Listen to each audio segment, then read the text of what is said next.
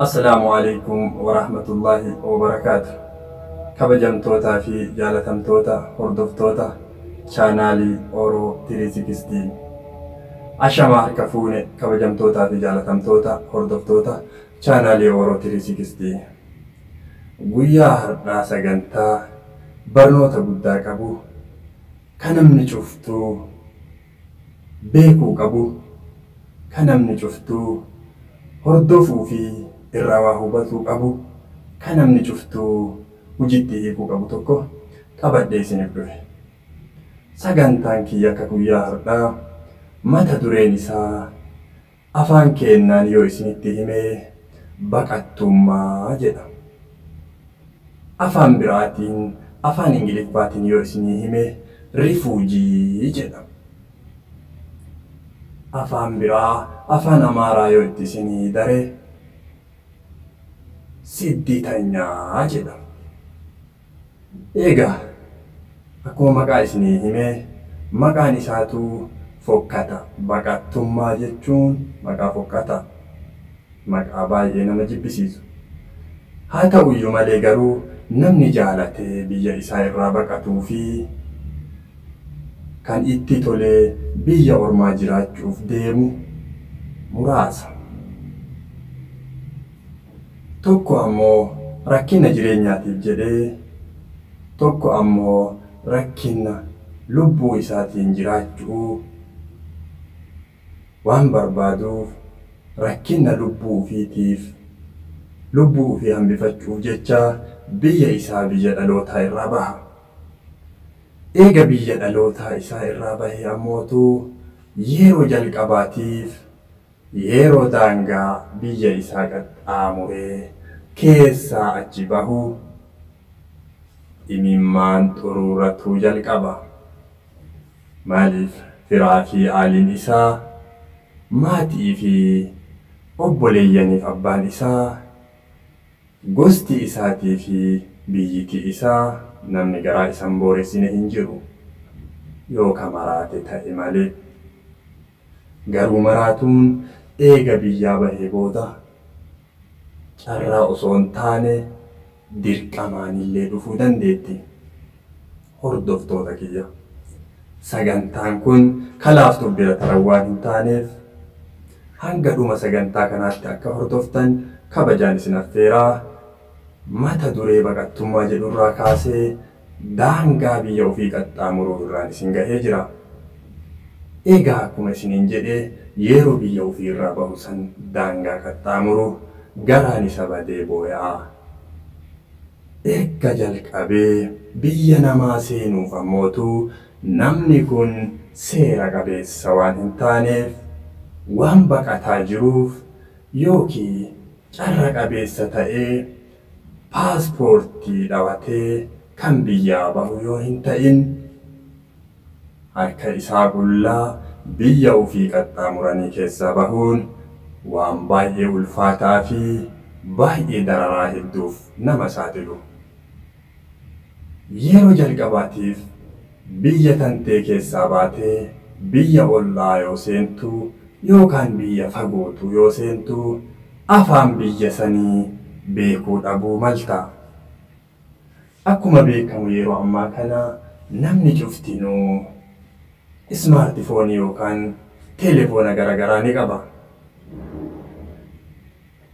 Siim kaardiin telefoona kan keetii yeroo ati biyya tantee keessaa baatu daangaa ati biyya keessaa baatee sanitti siif hojjechuu didee sirraa dhaabbata. Fakkeenyaaf ka akka Itiyoo Telekoom haa fudhannu.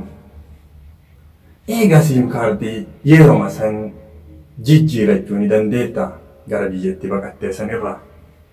Afaan hin beektuu arraba hoo jijjiiruun ni danda'ama? Hin danda'amu. Dubbiin jajjabdu. Eegaa asumarraa rakkootti seenta jechuu. Eega rakkootti seentee biyya namaa tana bakka deemtuuf yookiin magaalaa guddoo isaanii san gahuuf karaa kanatti keellaa hedduu bakka itti nama sakatta'an hedduu keessa dabarta. Bakka keessa dabartu kanatti yookaan qabamtee mana hidhaa seenuu malta. Yookaaniif ammoo warii qabduu warii ati qabattee biyyarraa baqattuun sirraa saamuu malu. Yookaaniif ammoo yoo guyyaan kan kee achitti dhumata ta'ee waan hamaa ummata hamaa harka buutee haga lubbuu tanteetii nu gaaga'amuu irra gahuu malta. Carra qabeessa taatee biyya ormaata deemtuuf sangeette yoo ta'e, eega biyya ormaa sangeette ati nama lubbuu dheefaaf baqate yoo taate koolu galtummaa UNHCR biratti gaafatta. Yeroo UNHCR biratti koolu galtummaa gaafachuu jalqabdurraa kaaftee keessummaa waraqaa asaalamsii kan jedhu sii kennu. Eega sii kennanii achi booda haala itti baqattummaaf fudhatama argattee baqataa waraqaa gahaa qabaatu ta'uudhaaf bu'aa bayii hedduutu si eeggata.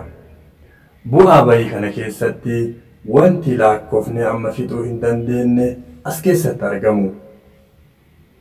Eega biyya namaatiif baatee furmaata mataa kan keetii barbaadachuu ni eegalta. Namni furmaata barbaadachuu hin dandeenye ka yookaaniif dura faamilii wayii namni wayii yookiin obboleessi yookiin abbaan yookiin obboleettii yookiin haati manaa biyyarraa baaftee biyya alaa si geessa jettee biyya ollaa si geessite jiraachuu malta. Eega jiraattee wanta cufaa murtii ni sitti kennuun socho'uu eegalta. Yoo ammootu murtii inni sitti kenne kanaan sochootu jireenya keetiifis ati waraqaa gahaa qabaattee dalagaa dalaguu hin dandeettu. Jireenya biyya namaa keessatti nyaachuus si barbaachisaa, mana bultus si barbaachisaa, waan uffattu si barbaachisaa, rakkoolee hedduutu si mudata. Rakkoolee kana hunda keessa bahuuf ammootu nama takkii faamiliin kan keessi dura baqatees ta'a carraa biraatiin biyya alaa jiraatu ta'uu malta. Bakka kanatti dhaamsi guddaan ansiif dabarsuu fedhu warri faamiliin biyya alaatii isin gargaaru obboleeyyan biyyoota ollaa Itoophiyaa biyya Afrikaa keessa jiraattan warri teettanii harka obboleessa keessanii, harka haadha teessanii, harka obboleettii teessanii, harka abbaa yookiin eessuma fira keessanii teettanii eeggattan eeggattummaa jalaa akka baatan dhaamsa guddaa isiniif dabarsuu barbaada. Ilma namaa eeggachuun waan baay'ee fokkataa fi waan duubatti nama hambisuu, sammuu namaa dadhabsiisuu fi gara hiyyummaatti si affeeru keessaa isa jalqabaati. Ati nama taatee gaafa dhalatteerraa ilma namaatiif horii wanti Rabbiin adda godhee uumeef akka yaannuufi yaaddee ofii keetii hojii xiqqaa irraa kaaftee osoo hin tuffanne hojii kamiinuu osoo hin tuffanne hojjattee jiruu kan kee jijjiiruuf tattaafachuu qabda. Yoo hin tattaafanne ammootu haadha ofii yoo taate malee ilmi namaa bakka kamittuu kasi qarqaaru abbaa kan keetii yoo taate ilmi namaa nama dadhaba Rabbii tokkocha yoo taate malee. Ati bakka geettetti bakka biyya kan kee irraa baqattetti jabaa taatee hojjattee jiruu santee jijjiiruuf yoo hin tattaafanne rakkooleen si mudatan hedduudha. Rakkoolee kana keessaa inni tokko araada garagaraatiif saaxilamuu dandeetta. Araada kana keessa kuttee maraattummaa gahuu dandeetta. Maraattummaa bira dabartee hanga lubbuu tantee dhabuutti deemuu dandeetta. Kanaafuu dursitee jiruu kan kee jijjiiruuf biyya kan kee irraa eega baatee kaayyoo baateef san galmaan gayachuuf hanga dandeettuun halkanii fi guyyaa carraaquun sirratti dirqama. Namoonni baay'een jiruu biyya baqaa keessatti kadagataman eega durana inni ufii uf dagatee booda namni inni irratti irkate sun firri inni irratti irkate sun eega isa hifatee isa dagatee inni achi booda yoo dammaqu dalagaa hin beeku, hojjetuu hin beeku, karama kamiinuu tattaaffii godhee jiruu fi jijjiiruudhaaf beekumsi hundi harkaa badee jireenyi isaa irkattummaatti amanee gara rakkoolee gugurdaa biraa, rakkoolee amma dura dubbadhe san akka suusii garagaraatiif, araada garagaraatiif saaxilamuu fi araada bira dabree haga lubbuu ofiitii maraattummaatti gahuu danda'a. Kanaafuu yaa obboleeyyan kiyya, warri biyya namaa keessa jiraattan keessattuu baqattoonni ilmaan Oromoo warri ardiilee Afrikaa ollaa Itoophiyaa keessa jiraattan jireenya keessan jijjiiruuf itti gaafatamaan jalqabaa isin mataa keessan akka ta'e isin yaadachiisuu barbaada. Abbaan feetee firri kan kee Ameerikaa yookaan Kanaadaa fi ardiilee Awurooppaa kamiin keessa yoo haa jiraatu, yoo atin tattaafanne, yoo atin hojjanne ilma namaa dhiisii Rabbi birattuu fudhatama hin qabdu. Kanaafuu ufii keetiifis jecha, fira keetiifis jecha, boruu keetiifis jecha, hardhaa keetiifis jecha dalagachuun sirratti dirqama. Dalagachuuf mallaqa dura yaadutu barbaachisa. Eega yaaddee nama wajjin dalaydee argachuu dandeetta.